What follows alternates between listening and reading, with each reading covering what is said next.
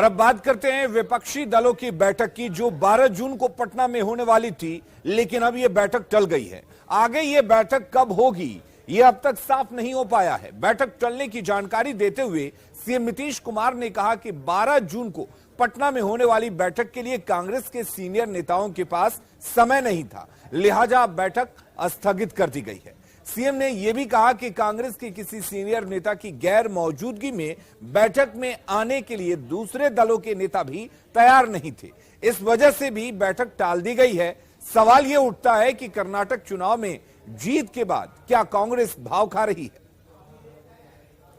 तो 12 जून को यह बैठक होनी थी, लेकिन यह बैठक फिलहाल टाल दी गई है। बैठक की तारीख कब होगी, इस पर भी अभी तक पूरी तरह से तस्वीर साफ नहीं हो पाई है कि बैठक कब होगी।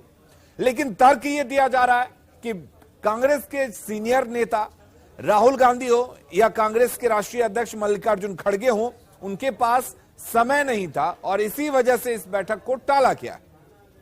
नहीं, वो एक्चुअली 12 को जो करने वाले थे तो उसमें मैक्सिमम लोगों का समर्थन आ गया था, लेकिन एक का, और हम इनको तो कह लिए थे कांग्रेस वाले को, तो वो अभी देख रहे थे तो उनका रिपोर्ट नहीं आ रहा था। एक का और आ गया था कि सर 12 को तो हम नहीं रहेंगे। फिर कल भी हमारी बातचीत हुई है तो युवा का भी अब 12 छोड़ दिया जाए। फिर हमने कांग्रेस पार्टी को कहा है कि आप लोग भी बात कर लीजिए और देख लीजिए, उसके बाद का जो डेट तय होगा तब तो 12 वाला नहीं होगा। 12 वाला उसके लिए कि बात पटना में समझिए। देखिए, बात यह है कि सबको हेड को आना है। अब कोई दूसरा रिप्रेजेंटेटिव आएगा, ये ठीक नहीं, तभी ना, इसलिए नहीं। बाकी सब लोग, दूसरे सब पार्टी के लोग भी कहने लगे कि मान लीजिए उसके तरफ से कोई दूसरा आवेगा, ये अच्छा नहीं रहेगा। क्योंकि कांग्रेस पार्टी बारे में चर्चा होने लगी कि उनके हेड नहीं आएंगे, उन लोगों का क्या दूसरे आ जाएंगे, तो सब लोग कहने लगे कि नहीं साहब ये ठीक नहीं होगा, वो आना चाहिए। तो कल हम कह दिए उनको कि ऐसा नहीं, कोई दूसरा दिन होगा, तो जो कोई डेट तय होगा तब फिर बताएंगे। तो बैठक टल चुकी है। ऐसे में सवाल यह उठ रहा है कि क्या विपक्षी एकता की राह में अब कांग्रेस भाव खा रही है, क्योंकि विपक्षी एकता का नारा नीतीश कुमार ने बुलंद किया था और पहले नीतीश कुमार ने कांग्रेस को न्योता दिया, फिर कांग्रेस ने नीतीश कुमार को हरी झंडी दी और विपक्षी दलों को एकजुट करने का जिम्मा नीतीश कुमार को सौंपा। उस वक्त कर्नाटक में चुनाव नहीं हुआ था, लेकिन जब कर्नाटक में कांग्रेस को जीत मिली तो कांग्रेस का मनोबल एकाएक ऊंचा हो गया। कांग्रेस 2024 का चुनाव जीतने का सपना देखने लगी, मोदी को शिकस्त देने के मंसूबे पालने लगी। दूसरी ओर कांग्रेस नेतृत्व पर प्रदेश कांग्रेस का दबाव बढ़ गया। दिल्ली और पंजाब कांग्रेस ने दबाव बढ़ा दिया। केजरीवाल के साथ मंच साझा करने का प्रदेश कांग्रेस की तरफ से विरोध किया गया। दबाव की वजह से कांग्रेस आलाकमान को झुकना पड़ा। कांग्रेस के पास बैठक को ना कहने की मजबूरी थी। ऐसे में कांग्रेस के दबाव में नीतीश ने यह बैठक टाल दी, जिसके बाद ऐसा लग रहा है कि विपक्षी एकता की आवाज अब कमजोर पड़ने लगी है, क्योंकि विपक्षी एकता को लेकर बैठक बुलाने की 3 बार कोशिश हो चुकी है। तीनों बार बैठक बुलाने की कोशिश नाकाम हो गई। पहली बार 19 मई को बैठक की कोशिश हुई, तब कांग्रेस कर्नाटक चुनाव में व्यस्त थी। मई के अंत में एक बार फिर से बैठक की कोशिश हुई, लेकिन कई कारणों से इस बैठक को भी टालना पड़ा। फिर 12 जून को बैठक की तारीख तय की गई थी। यह बैठक भी कांग्रेस के दबाव में टाल दी गई।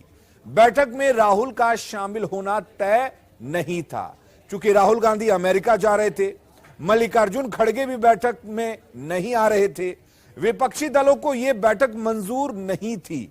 जाहिर है, बिना कांग्रेस के विपक्षी एकता भला कैसे मंजूर होती।